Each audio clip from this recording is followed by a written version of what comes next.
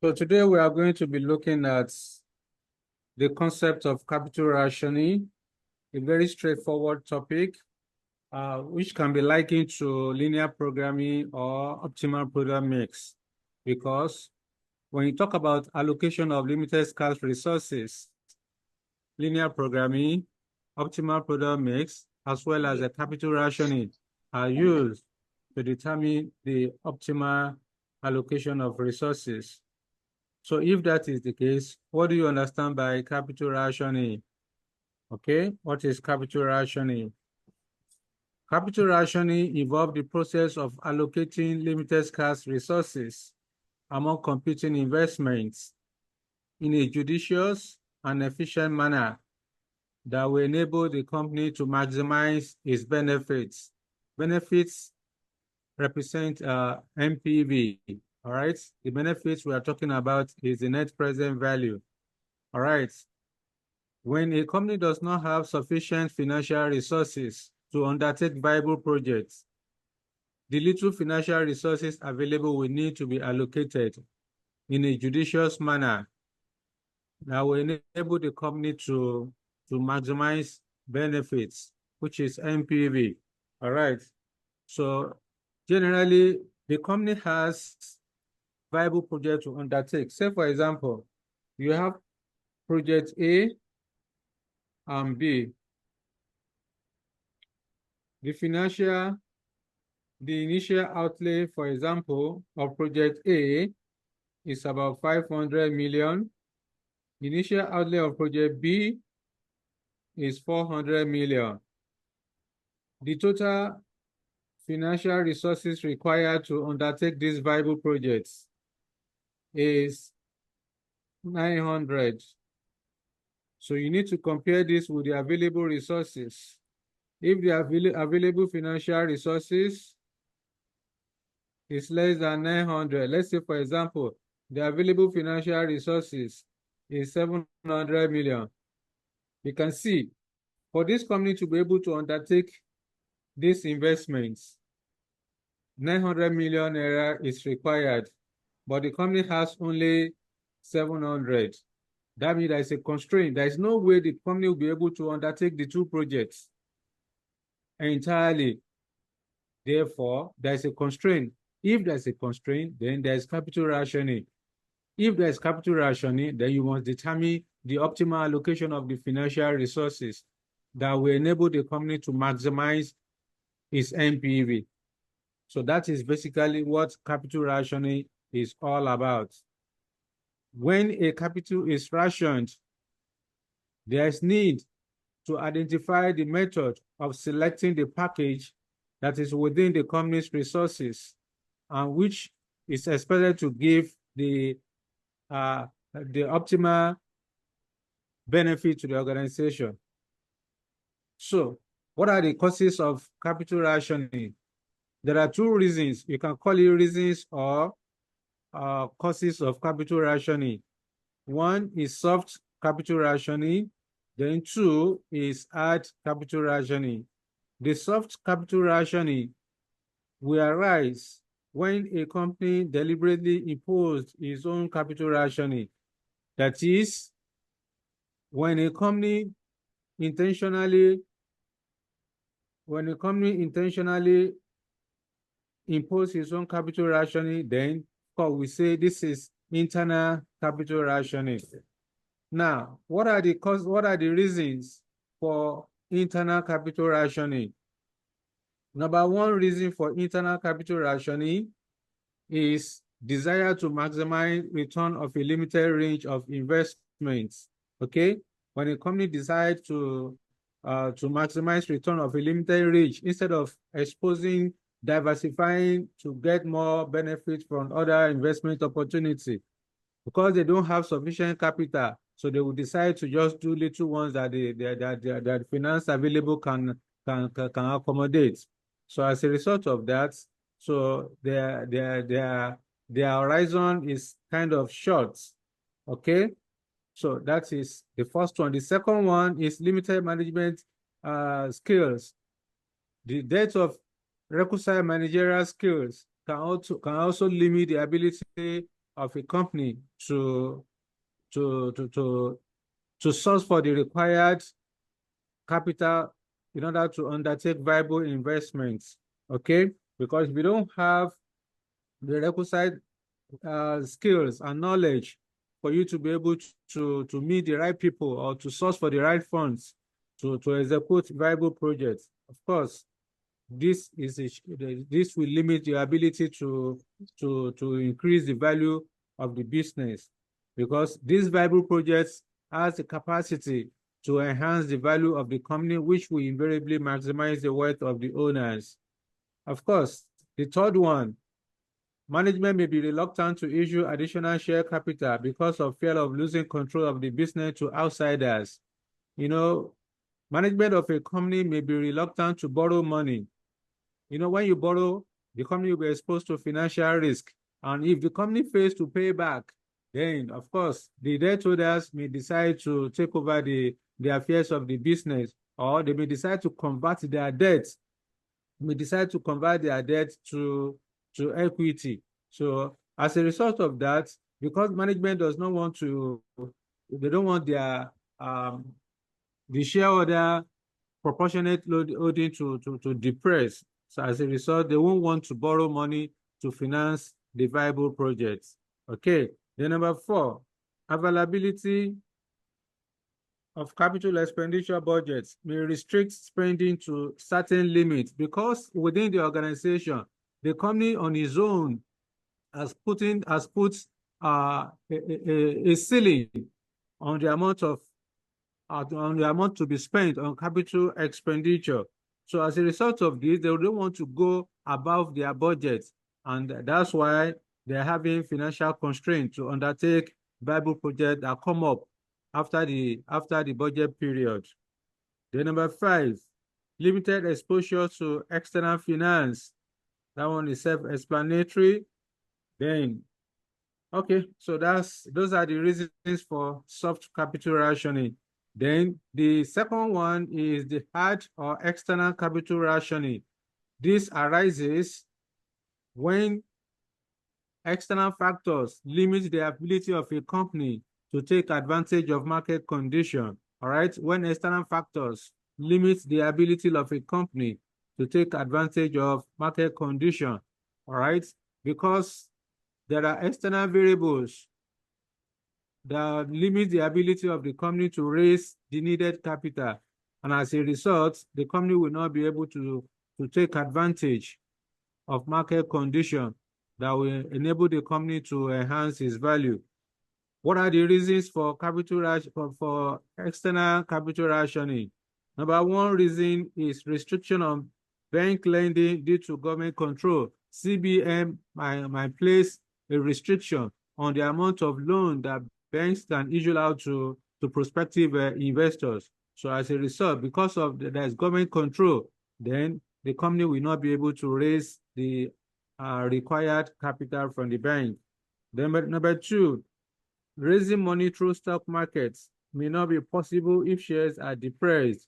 So when your shares are reduced significantly, as a result of that, of course, investors will not want to, they don't want to put their money where they cannot get return on their investments.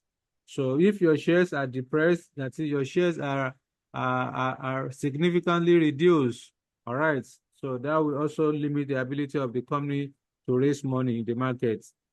Number 3, the costs associated with making small issue of share capital may be too significant for the company to bear. So if the issuing cost or cost of raising additional capital is material, then of course the company may decide that instead of me to pay this much, I would rather utilize the little finance available.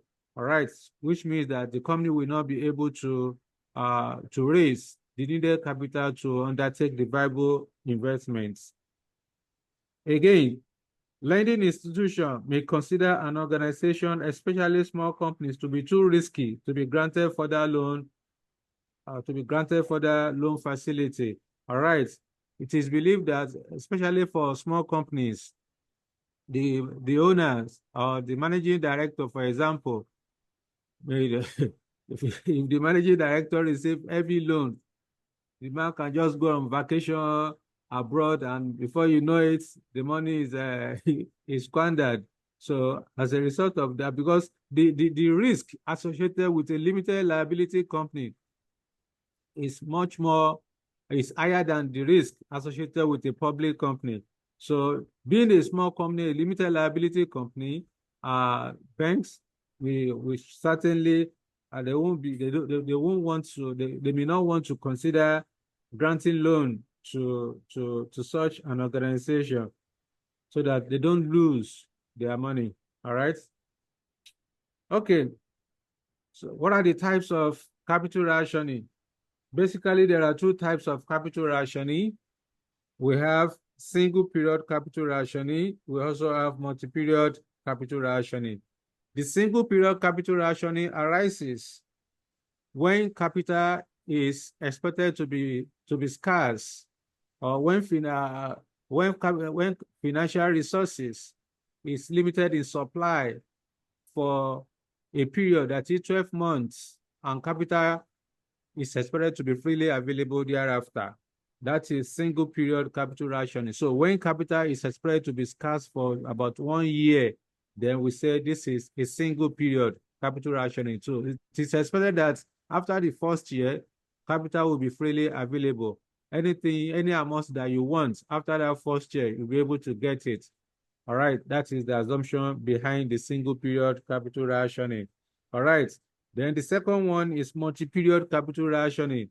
The multi-period capital rationing occurs when capital is expected to be scarce, or the financial resources will be limited in supply for more than one period. All right, that is multi-period capital rationing. When this happens, that is, under this circumstance, the linear programming model should be used to determine the profit maximizing mix of investments. Okay, linear programming should be used to determine the profit maximizing mix of investments. All right, now, under multi-period capital rationing, examiner is not expecting you to determine, to solve, carrying out calculation to determine the optimal allocation of resources. No.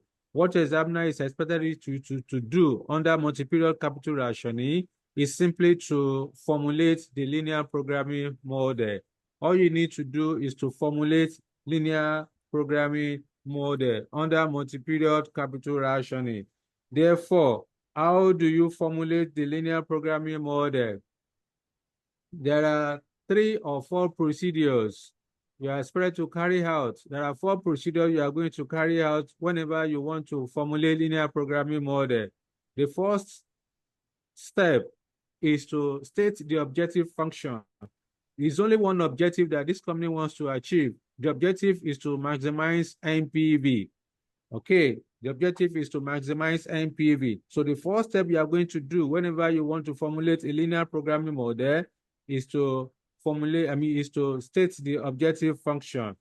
Then after that, after you state the objective function, of course, how do you state your objective function? You are going to use, like I said, you are going to use the NPV. Okay, you need to first of all calculate your NPV. Once you calculate your NPV, you select only the positive NPV, only the project with positive NPV. Any project with negative NPV should not be considered. Therefore, after you have computed your NPV, then of course, you then come and say maximization of NPV, maximization of NPV. So you are going to pick the NPV of, let's say, for example, you have projects A, B, and C. So you are going to take the NPV of project A, NPV plus NPV of project B, and plus NPV of project C. If you have up to project D, then you had to again that plus NPV. Let's say the NPV of project D is 2. All right. So this is what you are going to do. With this, I have stated the objective function. The objective that we want to achieve is to maximize NPV. Then step 2, you state all relevant constraints. Step 2, state all relevant constraints. The constraint, like I said, this is multi-period. It is believed that financial resources may not be sufficient at the beginning of the project. It is also possible that financial resources may not be adequate in the first year. So when this happens, that means you have multi-period capital rationing. It may also be that maybe the financial constraint is in year 0 and year 2. Whatever the year of constraint has given to you in the question, that will be your constraint. So I said state all relevant constraints. You then say, you don't come on the day of your exam. You don't need to come and say state all relevant constraints. So all you are going to do is through the format I gave you here. This is the format you are going to use. So to state the relevant constraint, just say subject to, then you now state the year of constraint. Let's say, for example, for year 0, this is not properly written. All right. So let's say this is year 0. Let me just put it by the side. Ordinarily, it should be like this. Okay. The year of constraint, you say year 0. You then go to year 0. What is the initial outlay given for each of the project? Let's say, for example, 50 million. In this case, 50 million for project A plus initial outlay of project B, 100 million, plus initial outlay of project C, 80 million. When you are stating your constraint, you don't put the naira sign. You only put the naira sign at your behind your the objective function. You only put naira sign with the objective function. But when you want to state relevant constraint, you don't put the naira sign. So because I want to maximize NPV, then you should have less than equal to the constraint. Let's say the constraint, the finance available is just 150 million. So with this, I've stated the constraint of year 0. Let's say in year 1 also, year 1, we are also told that the finance available is limited to 70 million for project A plus 80 million for project B plus 100 million for project C, less than equal to the finance available, 130. So with this, I've stated the constraint, all right, for relevant year, all right. Then the third procedure you are going to carry out is to state the non-negativity constraint. You need to state the non-negativity constraint. How do you do that? Just say non-negativity constraint A, B, and C must be greater than or equal to 0, which means that the non-negativity constraint states that negative NPV is not permitted. The least NPV you can have is 0. So negative NPV is not permitted. And that's what this assumption is. That's what this step is saying, that for you to be able to carry out your allocation, your NPV of project A, B, and C must be greater than or equal to 0.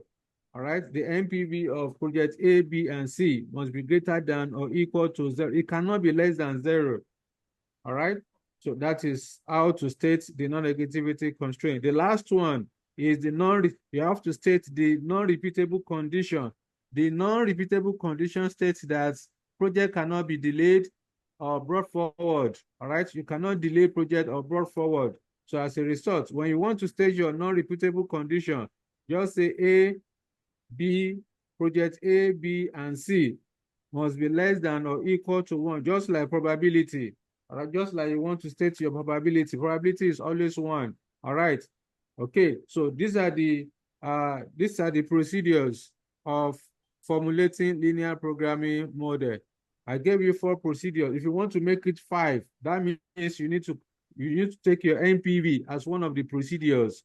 That means you are starting from NPV. Yes, because it is possible in the question examiner may not give to you the NPV of the project. Therefore, you need to first of all compute the NPV. So once you compute the NPV, and then you are going to select all the projects with positive NPV. Any project with negative NPV will not be considered. Then you can move to next step 2 by stating all relevant constraints, by stating the objective function that the company wants to achieve, which is to maximize contribution. Then step 3 will be to state all relevant constraints. So you go to the question and identify the year of constraint. It may well be that the financial resources at the beginning of the project is not sufficient, it is also possible, either year 1 or year 2 or any year of constraint, you have it there. Then you state your constraint just as you have it on the screen. Then about step 4, you need to also state the non-negativity constraint, which means that there cannot be negative NPV and that the minimum NPV that you can have is 0. Okay. Then finally, you state the non-repeatable condition, which states that project cannot be delayed or brought forward. All right. So that is how to formulate linear programming model.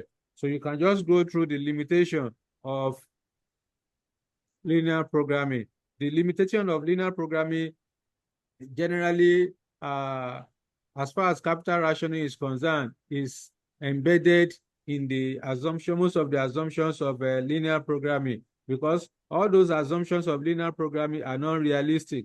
For example, single objective, look at this look at this. One of the assumption of linear programming is that there is single economic objective, which states that there must be only one objective to be achieved. Whereas in reality, company can achieve several objectives. There are several goals that a company may want to achieve. So that means is that objective, as far as theoretically, it's not realistic. Okay, it's not realistic. So you can just go through the limitation of linear programming and have a deep understanding of that. Examiner cannot be asking you, but it's good to know. You never can tell, I'm not the examiner. The examiner might want to give it to you as a bonus. And you cannot imagine, when you are reading, you just ignore it because Mr. Adeju once said, oh, examiner cannot be testing you on limitation of linear programming. And God help you. And God help you, you are just given. Please, sir, I was logged out. You rewind. You read this now, you listen to the video. I can't come back again. Situation in capital rationing. What are the situations in capital rationing? There are 5 situations that can arise in capital rationing. Let's explain each of them. And these are the situations where examiner is going to test you on the day of your exam if you have question on capital rationing. The first situation is perfect capital market. Okay, perfect capital market. You still remember the characteristics of capital market. All right. So where there's perfect capital markets, information is freely available, there is free entry, and investor can borrow without limitation. Therefore, there will be no capital rationing. Hence, any project with positive NPV should be selected. So whenever you are told in a scenario, if scenario is given to you and you are told in the question that the company is in perfect capital market, so just note that where there's perfect capital market, there is no limitation to the amount of money that a company can borrow. So if there is no limitation, no capital rationing. If there is no capital rationing, any project that produces positive NPV should be accepted.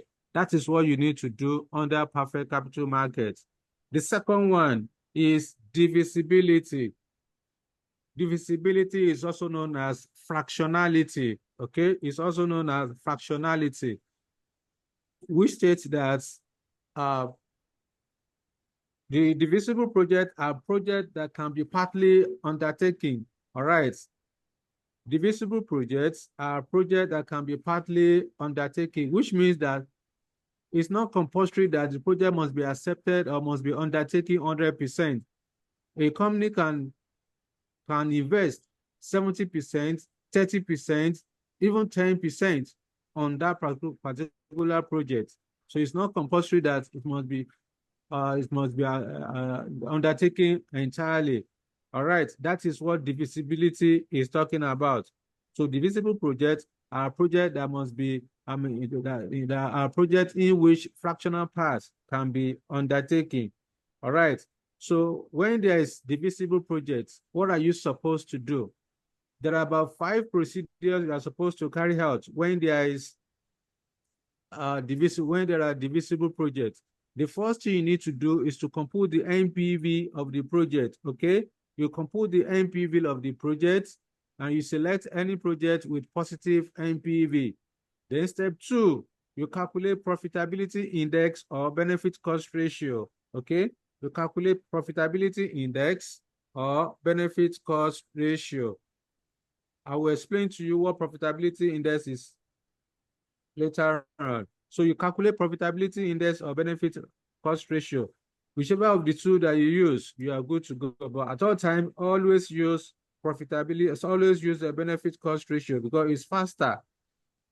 So there's an additional step when you want to use profitability index, but with benefit cost ratio, everything is there in your front. So you can easily pick the NPV over the capital outlay. Then step 3, you need to rank your PI or BCR in a descending order, that is according to the highest profitability index or benefit cost ratio. Step 4, you allocate the limited scarce financial resources among the competing investments, okay, using the ranking in step 3. Then step 5, you advise on the project to select. That's what you need to do. Those are the procedures you need to carry out, and that's what you have here, okay? That's what you have there. All right. Then, before we move to indivisible project, let's talk about profitability index. Let's talk about profitability index. The profitability index measures the total value per amount of naira invested in a project. Say, for example, you have invested 100 million naira and you are expected to earn a return of 10%.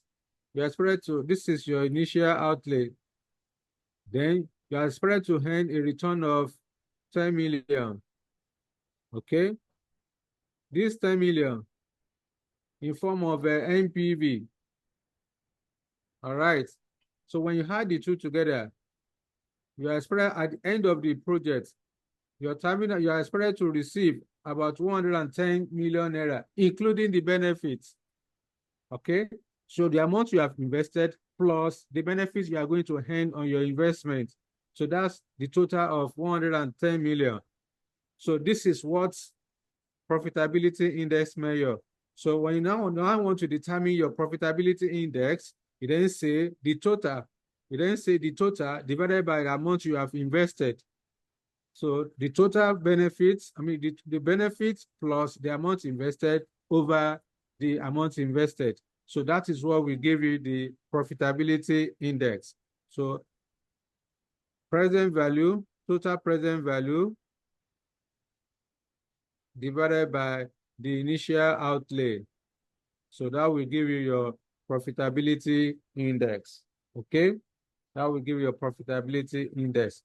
If in the question, examiner has already computed NPV for you, if examiner has computed NPV and you are asked to determine profitability and you want to calculate profitability index, therefore the initial outlay plus NPV over the initial outlay will give you the profitability index. That will give you the profitability index. Okay? So that is that. You can only use this one if you have calculated NPV previously. So instead of you to be stressing yourself, just add NPV and initial outlay together to get the group or total present value. Then you divide it by the initial outlay. That's that. Then what is benefit cost ratio? If in the question examiner has already given you, you are given benefit cost ratio, then benefit cost ratio plus 1 will give you the profitability index. This one, the one you are seeing here, represent the initial outlay. All right, represent the initial outlay. Then the BCR represent the benefits. Okay, represent the benefit or NPV. But if in the question, examiner has given you benefit cost ratio, just add 1 to the benefit cost ratio to get your profitability index. All right. Then, what is benefit cost ratio? The benefit cost ratio measures only the benefits arising from the amount of naira invested in a project. All right. So remember, the benefit we are talking about is the NPV. Therefore, benefit cost ratio represents the ratio of NPV to the initial investment or initial project, all right, or capital outlay. So the benefits over initial investment will give you benefit cost ratio. Or you can say profitability index minus 1. That will give you the benefit cost ratio. All right. So that is for that. Examiner cannot be asking you what is profitability index, what is benefit cost, but it's good for you to know it. All right. Just make sure you know it. Okay. Then let's talk about indivisible projects. Let's talk about indivisible projects. Indivisible projects are projects that must be undertaken together. They are indivisible. It's either you accept the project, you undertake the project, or not at all. You cannot, fractional part of the project cannot be undertaken. So you must undertake the project 100% entirely. They are also called joint projects. Indivisible projects are also known as joint projects. All right. So under indivisible project, what are you supposed to do? I've already told you under divisible project what you are supposed to do. I gave you the procedure, 5 procedures I mentioned to you. Now, under indivisible projects, what are you supposed to do? When projects are indivisible, the most important thing to do is to carry out project combination. You need to carry out project combination. Of course, if in the question you are not given NPV, then the first step will be for you to calculate NPV of the project. After you determine the NPV of the project, then you select any project with positive NPV. You select all the projects with positive NPV. Then step 2, you carry out project combination, okay, by combining the NPV of each project of each project together, taking into consideration the finance available. Then step 3, you allocate the finance available among competing investments. This may result to surplus funds because surplus fund represents the difference between the finance available and the amount allocated. So if the amount allocated is lower than the finance available, there will be surplus funds. All right. So that is step 3. Then step 4, you need to select the combined projects with the highest NPV. Okay, you select the combined project with the highest NPV. Let me show you the format you are expected to use whenever you want to carry out project combination under indivisible projects. Okay, so under indivisible projects, so you can, like I said, you carry out project combination. The first column will be for combined projects. You create a column for combined projects. You're also going to create a column for combined outlay. Because you have combined the project, then of course, you also need to combine the projects, the outlay of each project. Then you need to allocate. Then once you allocate, there will be surplus fund. There may be surplus fund. Like I said, surplus fund represent the difference between the finance available and the finance allocated. Then finally, the third column will be combined NPV. Combined NPV. So you are going to be combining the project. Let's say you have project A, B, C, and D. Project A, B, C, and D. So you are going to be doing some kind of a trial and error. So when you are doing your project combination, you have to take into consideration the initial investments, the finance available, okay? The finance available. So you'll be combining project A and B. So once you combine project A and B, then you also consider the NPV. You consider the NPV, sorry, the initial outlay of the project A and B, all right? So if the finance available is more than the combined outlay, then there will be surplus fund. Also, the project that you have combined together, then of course, you also need to combine their NPV as well, okay? So that's how you are going to do for all the projects. It's better we have a live question to explain this further. So this is just the format that you are going to use whenever you want to carry out project combination. That's the format. All right. So now we are still under indivisible projects. It is possible that, of course, it is possible that there will be surplus funds at your optimal allocation. The optimal allocation is the one that will give the highest NPV. Okay, highest combined NPV. This is what I said here. In this step 4, that's the optimal allocation. That's where you're going to have the optimal allocation, optimal solution. So anywhere you have optimal allocation, you trace it to where, let's say, for example, this is where we have the highest combined NPV. Then the surplus fund here will be this one. So this surplus fund can be invested. It can also not be invested depending on the external finance rates available for the investment of the surplus fund. Now, what we are saying is that this surplus fund, the company can invest it in a short-term marketable security, okay, like treasury bill, okay, like bankers acceptance, all those short-term marketable security of 3 months, 6 months, or less than 1 year. All right. But what we are saying is that if the interest rates that the company will earn on the investment of the surplus fund is higher than the company's cost of capital, then in that case, the surplus fund can be invested. But if the interest rate is less than the interest rates of the investment of surplus fund is less than the company cost of capital, the surplus fund should not be invested. Rather, the surplus fund should be returned to the shareholders in form of dividend or bonus shares, okay, in form of dividend or bonus shares. So that's what you need to do as far as investment of surplus fund is concerned. Then how do you calculate the NPV of the surplus fund?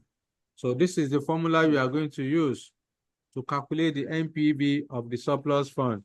So the R is the external finance rates, the interest rate the company will earn on the investment of surplus fund. That's the R, that's the small letter R there. Then SF is the surplus fund, K is the company cost of capital. So this will guide you once you calculate your NPV, and if your NPV is positive, it means that surplus fund should be invested. But if NPV is negative, then surplus funds should not be invested. Rather, it should be returned to the shareholders in form of a dividend or bonus share. So that is basically what you need to do as far as indivisible project is concerned.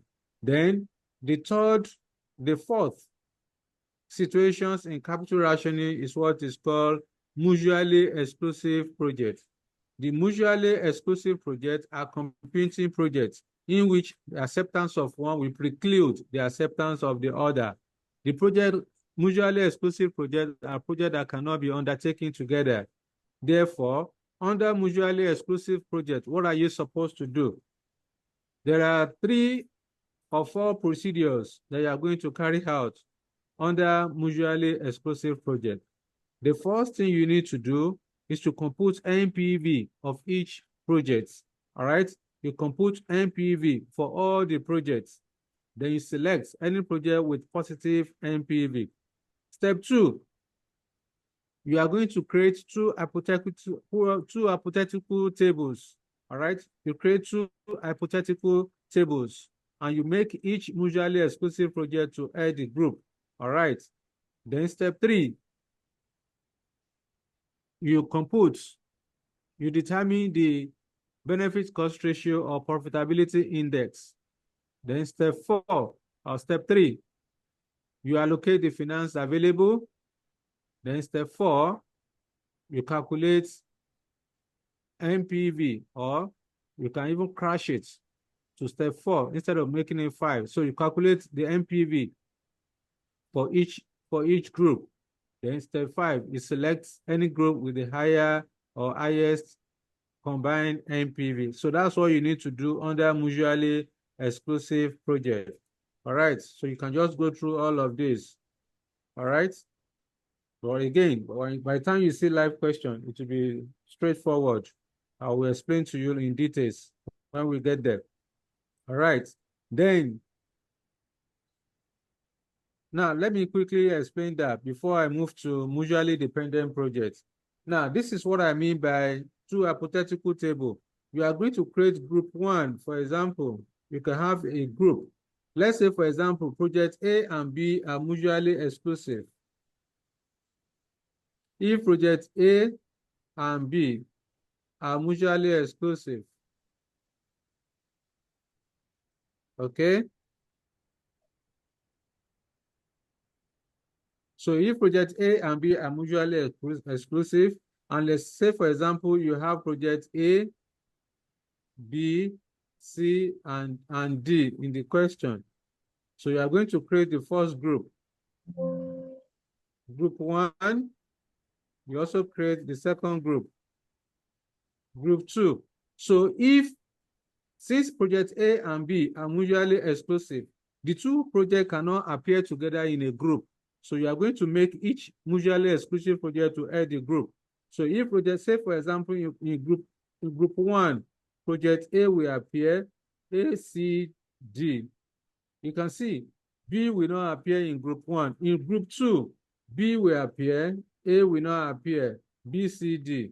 So at the end of the day, any of the group with the highest total NPV is the one that will be selected. So that's what you need to do under mutually exclusive project. So the last one is mutually dependent project.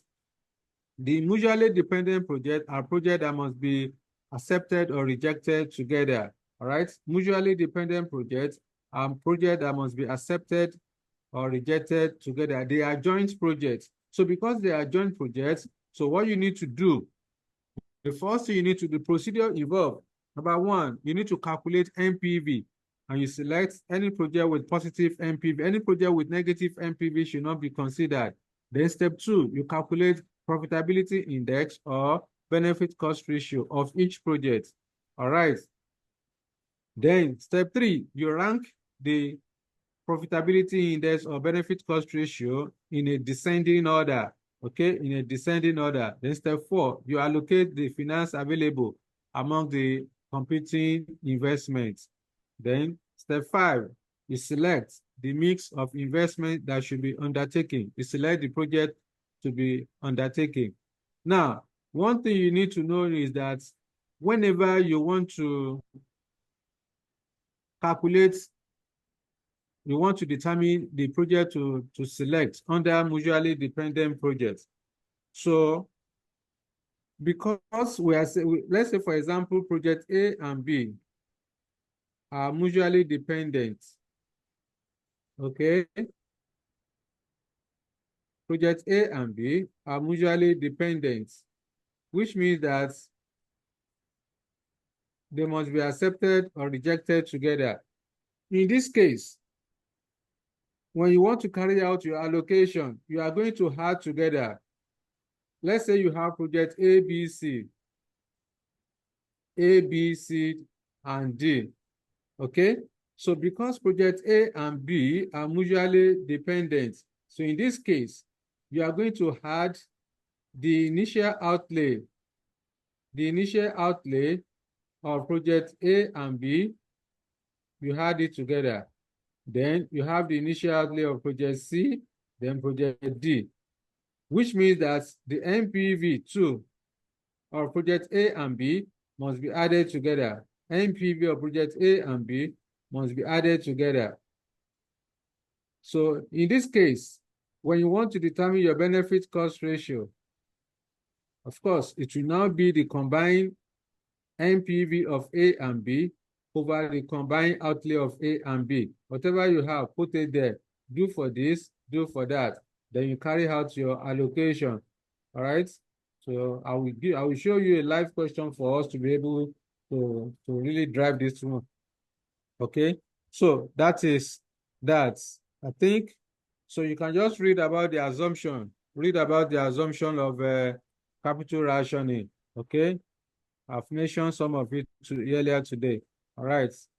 So whenever examiner is asked, the assumption of capital rationing is almost it's the same thing as assumption of linear programming, just a slight difference.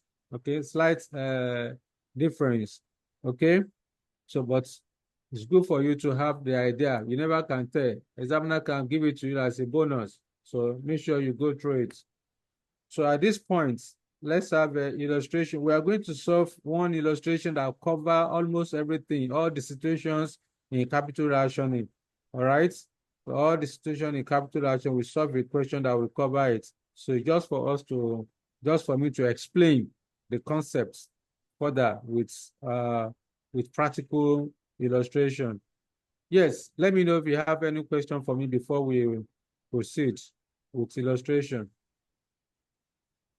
Any questions so far?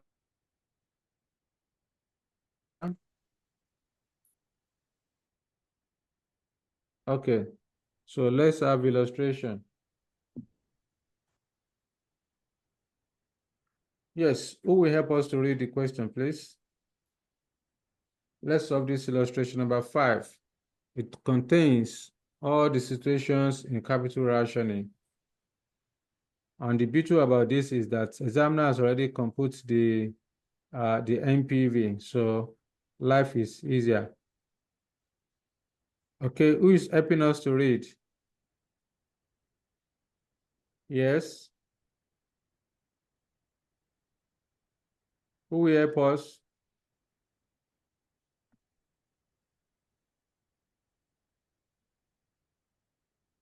Diamond, you want to help?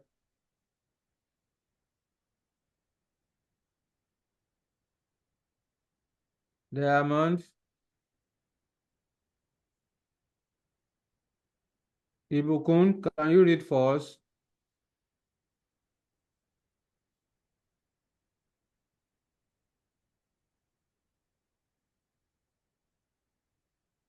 Is there nobody to read? Or am I talking to myself? I'll read, sir. Thank you, Priscilla. Dandy Banty International has identified the following projects. You are required to advise the following circumstance. A company faces a perfect capital market where the appropriate discount rate is 10%. All the projects are independent. B. Okay. Let's do it this way, Priscilla. Let's do it this way. I believe you have the question open to your at your hand, right? No, Now, I'm the reason, opening it. okay, so you can open it later on. Now, let's do this way because of time. As you read the first requirement, we solve it. Okay, because the way the situation is created on the day of your exam is the way you are going to answer the question. So like in this case, you are told that the company faces a perfect capital market where the appropriate discount rate is 10%. All projects are independent. So examiner has mentioned that the company faces a perfect capital market. So you know that under perfect capital market, there is free entry. And next, let me stop sharing this. Open to the material at your hand. Let me stop sharing this so that we can quickly solve the question.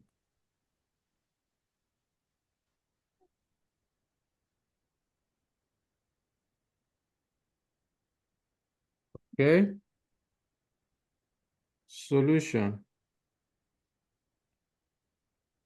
So illustration 5. What page is that? That's page 72.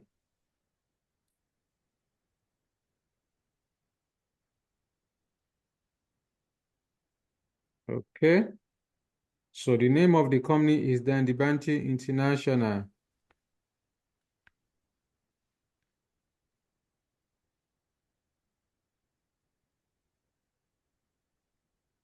So number A, you are told that the company faces perfect capital markets. So you just come here, perfect capital markets. Remember the explanation under perfect capital markets. So you come here because of time, just come here. Where there is perfect capital markets, where there is perfect capital markets, there is free entry, there is free entry, comma, information is freely available and investor can borrow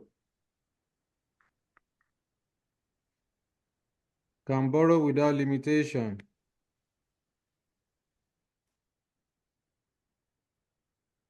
Okay. Therefore,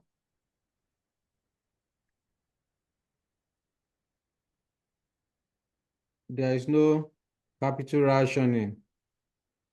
There is no capital rationing. Let me write that.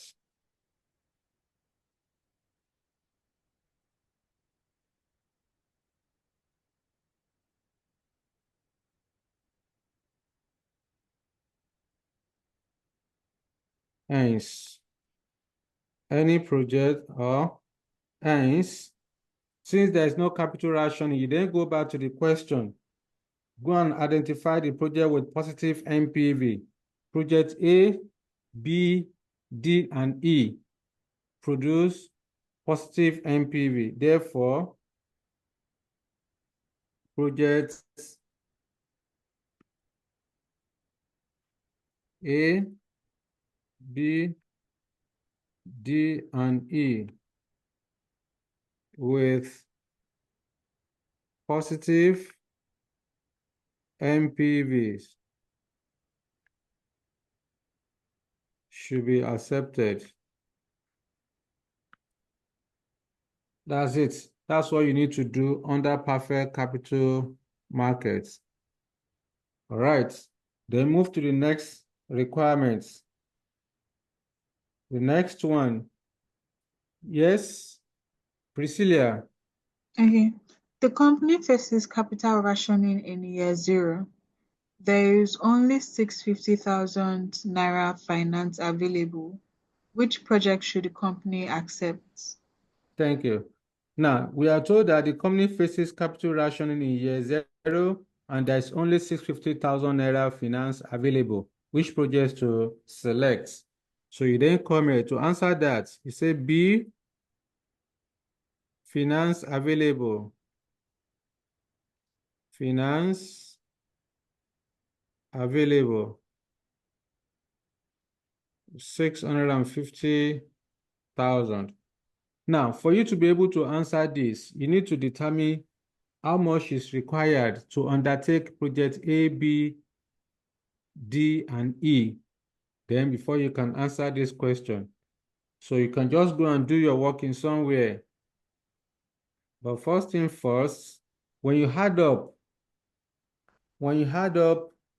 the finance required for initial outlay for project A, B, D, and E, 100,000 plus 50, that's 150, plus 100, that's 250, plus 200, that's 450,000.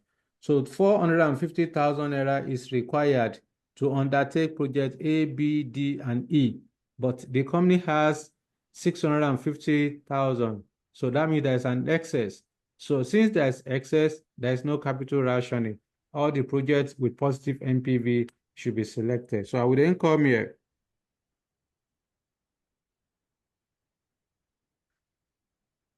The finance available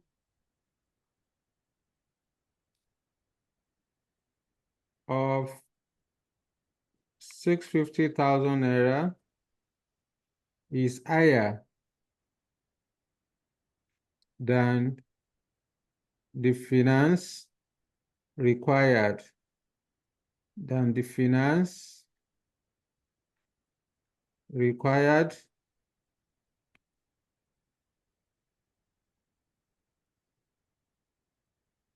let me do this way. See below than the finance required to undertake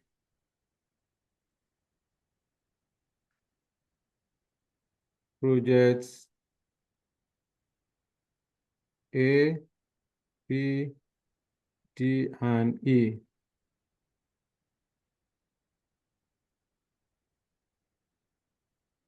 of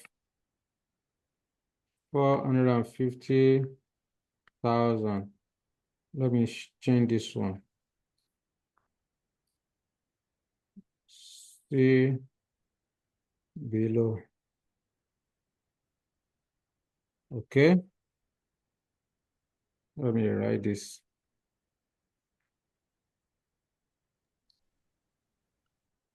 To undertake. All right. So, on the finance required to undertake project A, B, D, and E of 450,000 naira. Therefore,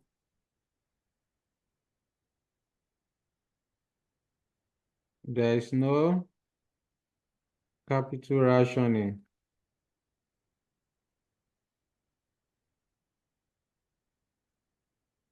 Projects 1, projects A, B, D, and E should be selected.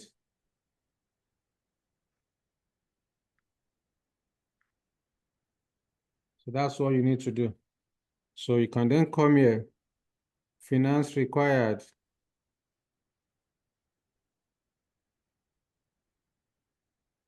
So projects, outlay, project A, B, D, and E. Here is 100, here is 50, here is 100, here is 200. When you add up, that will give you 450.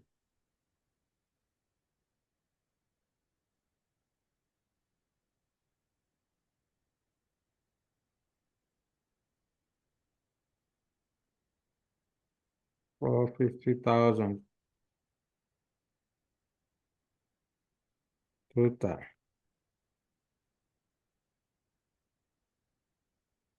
So that's what you need to do in the second one. Then move to the next one. Priscilla. Yes. Question C. The company faces capital rationing in year zero. There is only 225 naira of finance, 225,000 naira of finance available. None of the projects can be delayed. Which of the projects should the company accept? Thank you.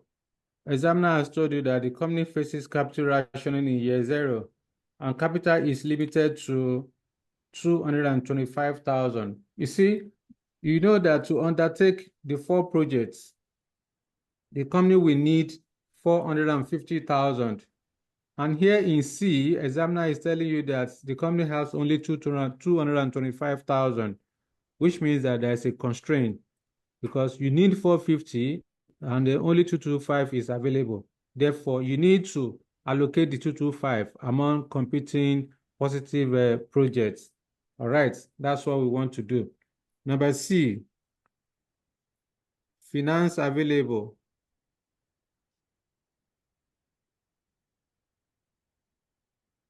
is limited to 225,000.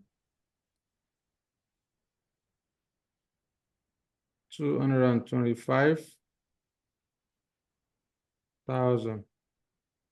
Or let's say allocation. Allocation of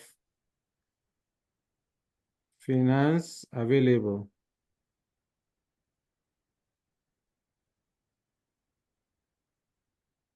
of 225,000.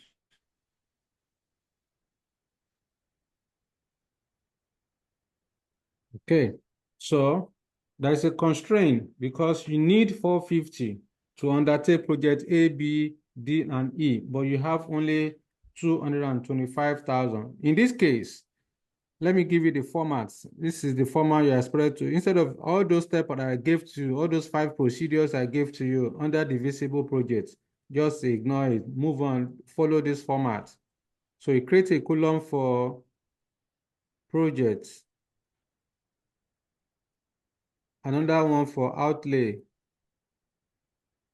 then NPV. Remember what I told you, always use benefit cost ratio. It's straightforward than the profitability index. Then you carry out your allocation. If you like, you can create a column for balance. I don't need balance. Just put the NPV there. That's what I need.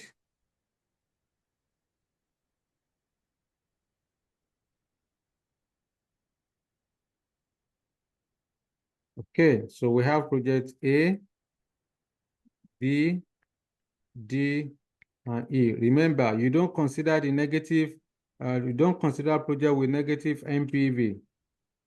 So your focus is on the positive project with positive NPV. So initial outlay of project A is 100, 50, 100, 200. Then the NPV of project A is 60, 40, 110, then 40. So with this, we need to calculate benefit cost ratio. Remember, benefit cost ratio is the ratio of NPV to initial outlay. So 60 over 100 will give us 0.6. 40 over 50 will give us 0.8. 110 over 100 will give us 1.1. Then 40 over 200 will give us 0.2. Okay? So the next thing you need to do is to rank. We need to rank the finance available in a descending order. So based on our BCR, the highest is project D first, second, sorry, that's third. This is second, third, and then fourth. Oh, sorry, I did not put a column for ranking. Let me do this. Ranking. Allocation. Okay.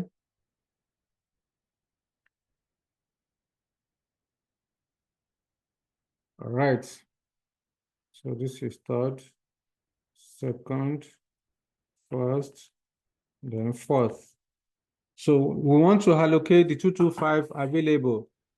Therefore, you are going to allocate based on the ranking. The first project to be ranked is project D. Out of 225, project D requires 100,000. Give it to it, 100,000. Your allocation will be, under allocation, you have the Naira sign. You also have the percentage allocated. All right.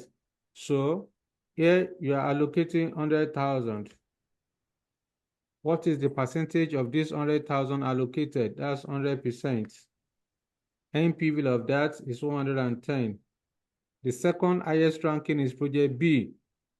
So out of 225, you have allocated 100. You are left with 125. Out of the 125, project B requires 50. Give it to it. 50. No restriction. 100%. NPV of B is 40. Next one is project A. Out of 225, you have allocated 150. You are left with 70. Project A requires 100. You have only 70 left. So give it to it, 75. 75 over 100, that will give us 75%. Let me put it here. If you want to determine the percentage allocated for project A, then it will be equal to, let me rewrite that. So you have allocated 75 out of 100 initial outlay. That's 75%. So the NPV of project A would then be equal to 75% of 60. Here will be 75 multiplied by 60. What do you have? 75 over 60. Sorry, 75 multiplied by 60.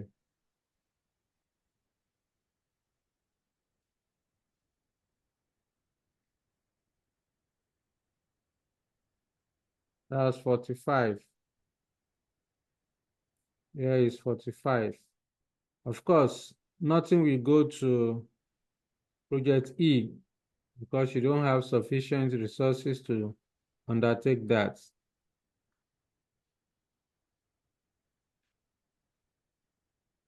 So at this point, all you need to do is to make a decision. You then say, projects, you are going to state your decision based on your ranking. So the highest ranking is project D. Therefore, project D, B, and 75%. Remember, projects are divisible. You are taking 75% of A.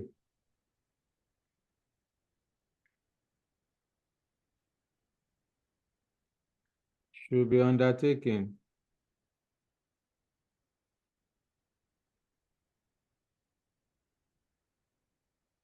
That's it. That answers number C. We are moving to number D. Yes. Sir, before we move on, so since the Yep. question says none of the projects can be delayed, how then do we conclude for E? Like, does that not mean we're delaying project E? You can't undertake project E now. You don't have enough. You are not doing anything on project E. Even project A, you can't even undertake project A 100%. You are doing 75% of A. This is capital rationing. You can't do all projects. It's only those ones that have your finance available can undertake. Do you get? You can't do project E. Nothing to allocate to project E because you don't have enough. All right? Yes, sir. So let's move to D. What do you have in D? Okay, the situation is as in C above, except that you are informed that projects A and B are mutually exclusive. Which Okay, project so should we accept? yes, thank you. So examiner is telling you that the situation is as in above.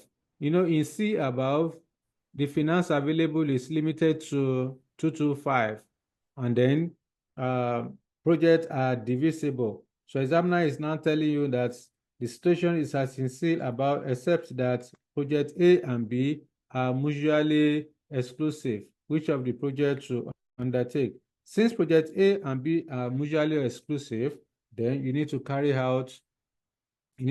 two hypothetical tables that will produce the highest combined NPV. So you then say where projects A and B are mutually exclusive.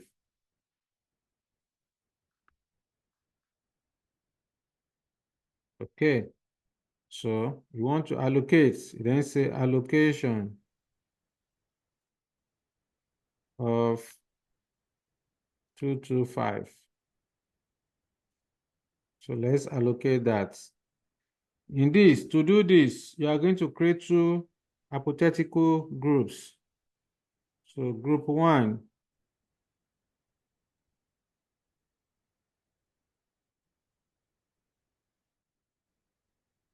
So you have MP projects,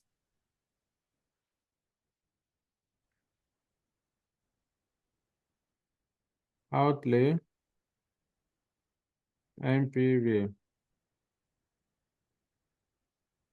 BCR, ranking, allocation, then MPV.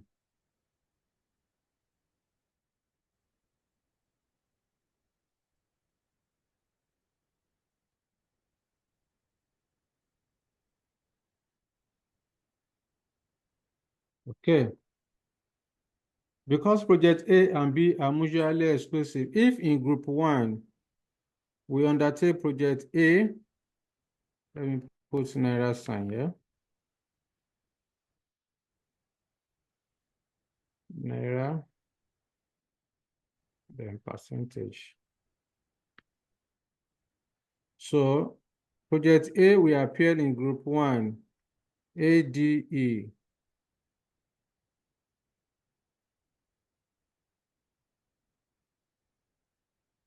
Then the outlay of project A is 100. 100 for D, 200 for E. NPV of A is 60, 110, then 40. Benefit cost ratio, NPV divided by initial outlay, 0.60, 1.10, 0.20. Then we rank your results. This is first, second, then third. Then allocation, we want to allocate 225 among project A, B, project A, D, and E. So starting from your ranking, D is the highest, so 100 will go to D. We have allocated 100%. Then NPV is 110. The next one, project A requires 100,000, and you have a balance of 125. Out of 225, you have allocated 100 to D, so you are left with 125. Out of the 125, project A is asking for 100, give it to it. Percentage allocated, 100%. NPV of A is 60. The third one, which is project E requires 200. Out of 225, you have allocated 200,000 for A and D. So you have a balance of 25,000. Okay, you have a balance of 25,000. Therefore, what's the percentage allocated to E? For E, you have allocated 25,000 Naira out of the required 200,000. So what's the percentage allocated? 25 divided by 200, is that 12.5? Let me confirm. 25 divided by 200. 12.5. That's 12.5. 12.5% is what we have allocated to project E. Therefore, the NPV of project E, out of the 40, you are going to take 12.5% of it, multiply by 40.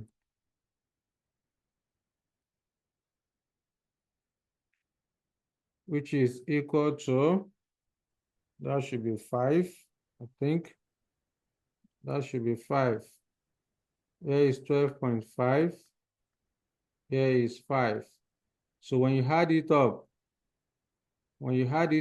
that will give you 175. All right. So the first group produced total NPV of 175. So let's create the second group. Group 2, projects, outlay, NPV. BCR, ranking, allocation, MPV. Okay.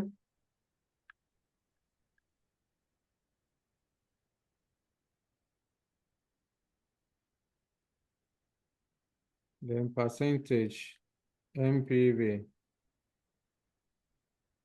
In the second group, project A will not appear, only project B, D, and E. Outlay of project B is 50.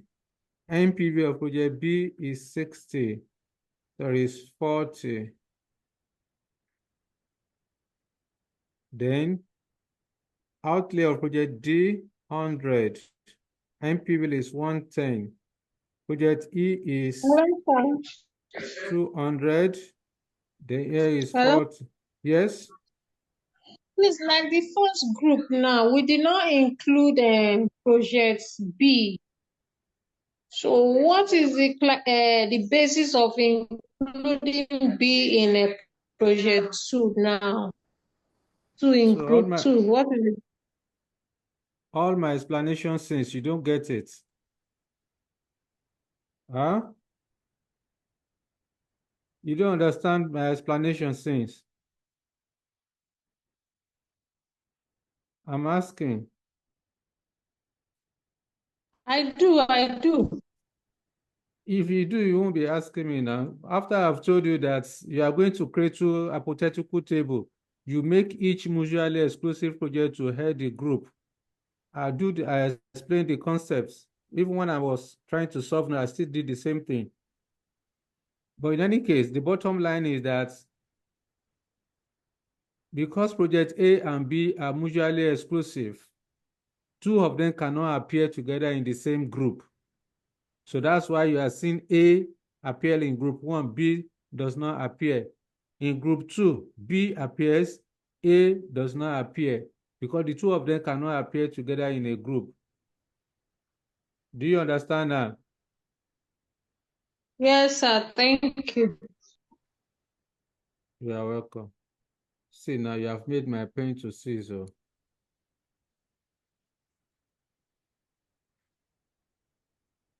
let me stop sharing. I will share again.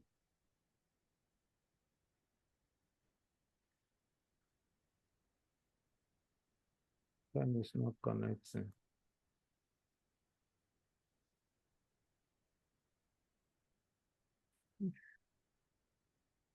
Let me quickly check.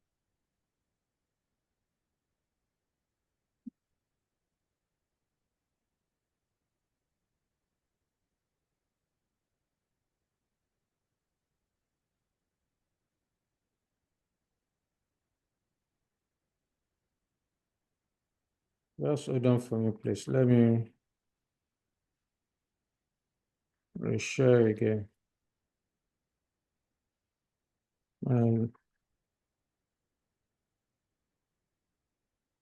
My pen did not connect. That's why I have to stop sharing.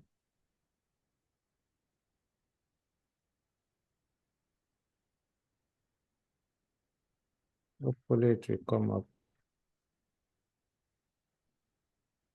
Okay, better. It's back.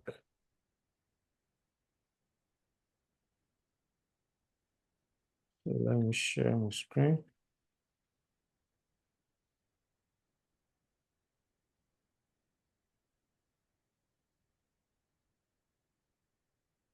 Okay, so let's continue. So A is 40. Benefit cost ratio. 40 over 50 will give you 0.8. 110 over 100 will give you 1.10. Here will be 0.20. Ranking based on the BCR. This is first, second, and third.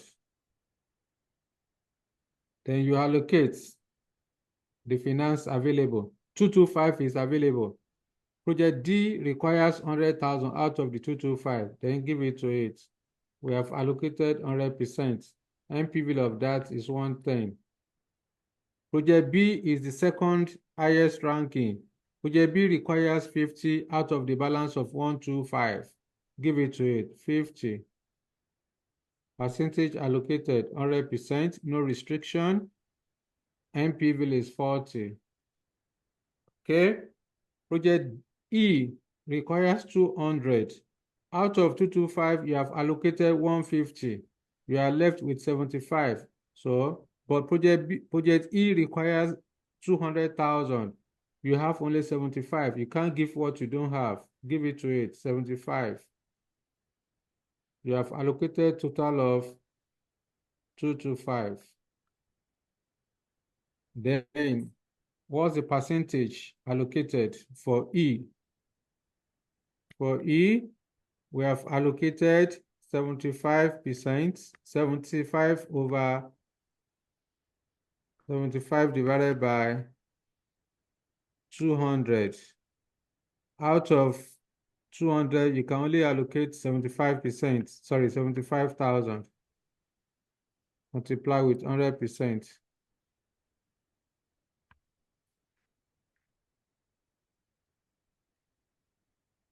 Which is equal to 75% of 200 is what? 37.5. Pardon? 37.5%. 37.5%. Then the NPV of E would then be equal to, because you did not allocate 100% of E, you only allocated 37.5%, then you need to take 37.5% of the NPV of E. NPV of 40. This will give you, what's 37.5% of 40? 15. 15. So here is 15, sorry. Here is 15. Here is 37.5%. So add it up. That's 165. So the group one produced a total NPV of 175,000. Group B produces a total NPV of 165,000. So group one has a higher NPV. Therefore, projects D, A, and 12.5% of E should be undertaken.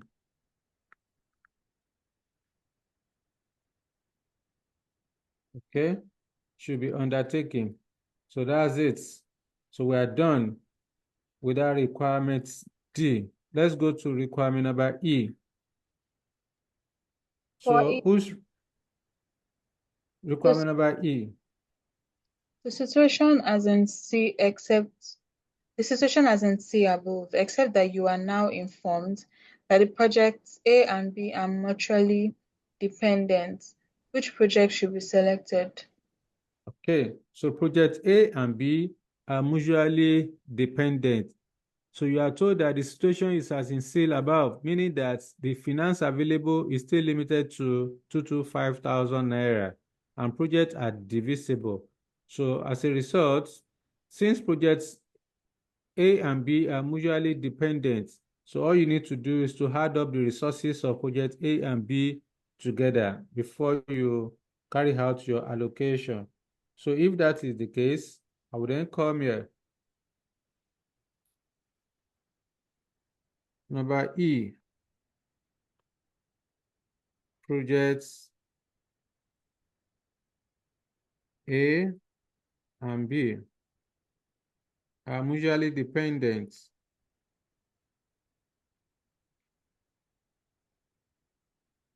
That means they are joint projects. Okay. Project that must be accepted together. So you need to allocate the finance available. Allocation of 225.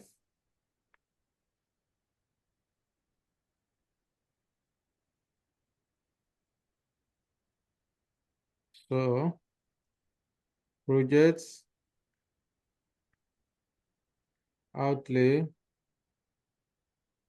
MPV BCR ranking allocation then MPV.